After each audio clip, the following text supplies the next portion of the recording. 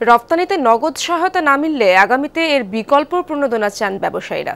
দাবি, নানা কর সুবিধা প্রতি বছর অ্যাডজাস্ট না করে উদ্যোক্তাদের অর্থ আকারে ফেরত দেওয়া উচিত।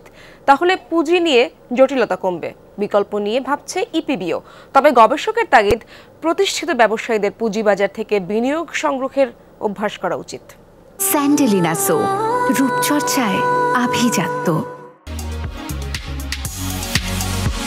রপ্তানিতে মেড ইন বাংলাদেশের দাপট বাড়ানোর লক্ষ্য দীর্ঘদিনের। শুধু তৈরি পোশাক না, আইসিটি, চামড়া, পাট, প্লাস্টিক সহ নানা পণ্যের বাণিজ্য বাড়াতে মরিয়া ব্যবসায়ীরা। সরকারের সামনেও লক্ষ্য 2027 সালের মধ্যে বার্ষিক রপ্তানি আয় 11,000 কোটি টাকায় নিয়ে যাওয়া।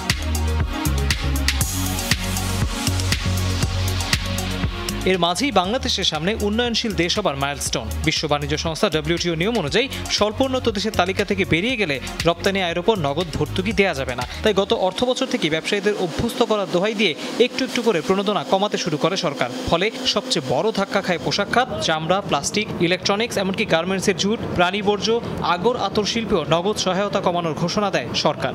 ইনসেন্টিভ নিতে গিয়ে যে হয়রানি, যে পরিমাণ কাগজ আমাদের দিতে হয়, অডিট ফার্মের হয়রানি, স্থানীয় রাজস্ব অধিদপ্তরের হয়রানি, বাংলাদেশ ব্যাংকের অডিট ডিপার্টমেন্টের হয়রানি, এই সমস্ত কিছু মোকাবেলা করে আমরা 1-1.5 বছর পর রপ্তানির 1-1.5 বছর পরে গিয়া টাকাটা পাই। প্রণোদনা না দিয়ে আপনি যদি ইনফ্রাস্ট্রাকচার সাপোর্টটা দেন, আপনি যদি কস্ট অফ ডুইং অন্যান্য যে লজিস্টিক্স কস্ট কিংবা অন্যান্য যে রিলেটেড কস্টগুলো আছে, এই কস্টগুলো যদি কমিয়ে দিতে পারেন, তাহলেও কিন্তু একই কাজ হবে। কিন্তু ইস্যুটা ওইটাই যে আমরা কি এগুলোকে ম্যাচ করতে পারবো কি পারবো না।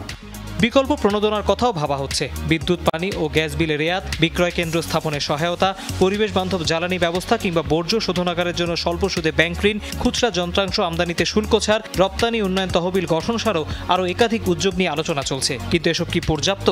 এরাই তো একসময় এসএমই থেকে এখন বিগ হয়েছে, এবং সেই বিগরা তাদের বিগের মেনটেন করবে। এরা লিস্টেড কোম্পানি হোক, লিস্টেড কোম্পানি হয়ে তারা পাবলিকলি লিস্টেড কোম্পানি, তাদেরকে একটা লিমিট বেঁধে দেওয়া উচিত যে এত 1,000 কোটি টাকার উপরে যারা অ্যাসেট আছে সে পাবলিক লিস্টিংয়ে যেতে হবে।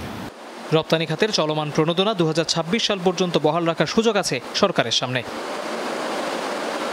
তৌহিদ হোসেন, যমুনা নিউজ, ঢাকা।